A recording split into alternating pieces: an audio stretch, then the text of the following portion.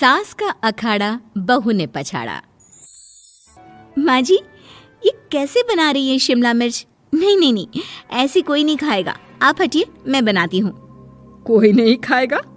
अरे तेरे मायके वालों के लिए नहीं बना रही हूँ, अपने पति, बेटे और बेटी के लिए बना रही हूँ। और वो लोग शिमला मिर्ची ऐसी ही पिछले कई सालों से खाते आ रहे हैं। बहू बहू हो ना, थोड़ा सोच समझ कर जबान खोला करो, समझी? माँ जी, फिर तो मैं यही कहूँगी कि आपको खाना बनाना आता ही नहीं। बहू शिमला मिर्च बना लेती है, लेकिन अपने अंदाज में। फिर खाने के टेबल पर, ये सब्जी क्या बहू ने बनाई है? आज बहुत अलग लग रही है। भाभी, रंग तो बड़ा अच्छा दिख रहा है सब्जी का। अरे नहीं नहीं, मुझे तो माँ के हाथ वाली खानी थी। क्या है रीना, सब्जी माँ को ही बनाने दिया करो ना। सास, जिसे अब थोड़ा सा अपना पल्ला भारी दिख रहा होता है। अरे अब बेटा मेरा जमाना आ गया। ये घर कभी मेरे नाम से चलता था, लेकिन अब लग रहा है कि मेरा होना ना होना एक ही बराबर है। बहू तो पूरे घर के साथ रसोई में भी राज करना चाहती है। माँ जी, आप ही ने तो कहा था शादी के वक्त कि रानी बनाकर रखेंगी मुझे। तो देखिए, रानी का काम यही होता है ना, राज करना। अरे देख बहू, माना तू राज करना चाहती है, लेकिन भूल मत, पूरी रियासत अभी मेरी है। अरे कैसी बात कर रही हो तुम दोनों? और ये क्या तरीका होता है बहू से बात करने का? बेचारी अभी तो आई है, उसको आजादी भी नहीं दोगी क्या? तो वो इस घर को अपना घर कैसे समझेगी? देखिए पापा, माँ सही कह रही है। घर को अपना घर समझी, इसमें कोई बुरी बात नहीं है। लेकिन सिर्फ अपना और हमें पराया करने की कोशिश करे ना जी ना, ये सोच तो बिल्कुल अच्छी नहीं है। देख, तू छोटी है ना, छोटी की तरह रहा कर। हर बात पर बीच में ना बोला कर। क्यों? वो मेरी बेटी है तो मेरे तरफ से ही बोलेगी ना। माँ जी, ये तरफ क्या होता है? हाँ, वो मेरी बहन नहीं है क्या? मैं मानती हूँ कि आज मैंने सब्जी बना दी, लेकिन थोड़ा खाने में बदलाव करना हम स्त्रियां भी तो जानती हैं और चाहती भी हैं। तो इसका मतलब ये तो नहीं कि घर के खाने की कोई वैल्यू ही नहीं है। देख, मैं कोई बहस नहीं करना चाहती, जाओ खाना खा लो। सभी खाना खाने बैठ जाते हैं। अगले रोज, माँ जी प्लीज, ये आस पड़ोस वालों को बोलिए ना, मुंह उठाकर घर में मत आ जाया करे। अरे किसी के घर आने जाने का कुछ वक्त तो होना चाहिए। यहाँ तो सारा दिन मानो लोगों ने धर्मशाला बनाकर रखी है।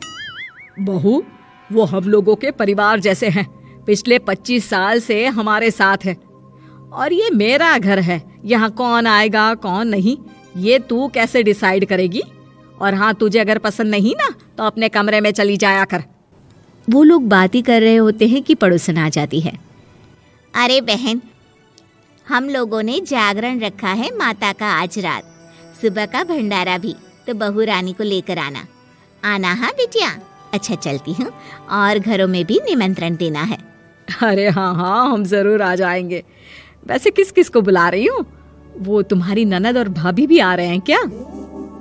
माँ, क्या आप इनके पूरे खानदान को जानती हैं? अरे भाभी ने ही तो मेरी ननद की शादी की पूरी तैयारियां कराई थी, और मेरे मायके में भी पापा की मौत के बाद वहाँ रहकर इन्होंने ही मुझे संभाला था। इतना तो कोई किसी के लिए नहीं करता। अच्छा, मैं ना फल दे जाऊंगी, काट देना भाभी, मैं दूसरे काम पूरे कर लूंगी। मेरी तो तबीयत खराब है माँ जी, आप ही काट देना सारे फल।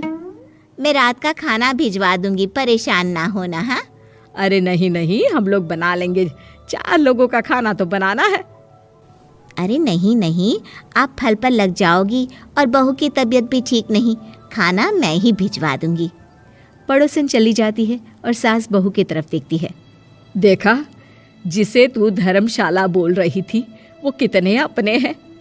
हाँ माँ जी, आप उनका काम कर रही हैं, उनके जागरण का प्रसाद तैयार कर रही हैं, तो वो क्या इतना भी नहीं करेंगे आपके लिए?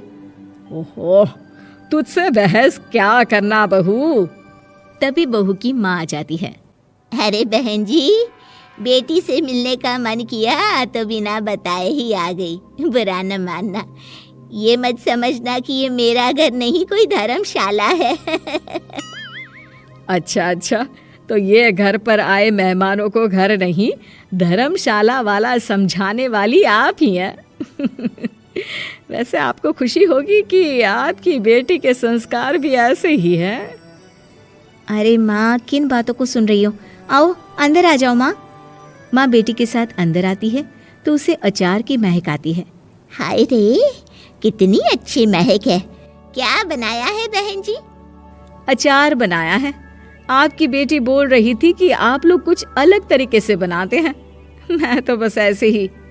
हम लोगों के घर पर तो अचार टिकता ही नहीं है। अरे आता ही किसे है अचार बनाना? लेकिन जैसे ही बेटी माँ को कमरे में ले जाती है, क्या है माँ, क्यों आ गई यहाँ पर? बताकर तो आना चाहिए। अरे कैसी बात कर रही है बेटी? माँ को बेटी से मिलने का मन किया तो क्या माँ नहीं आ सकती? आ सकती है माँ, क्यों नहीं, लेकिन तू ना पूरा खेल बिगाड़ रही है।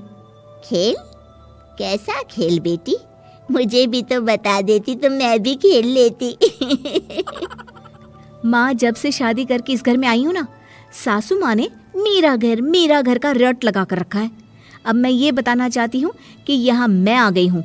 कोई भी चीज़ जो पहले होती थी वो ठीक नहीं थी, तो मैं उसे परफेक्ट करूँगी।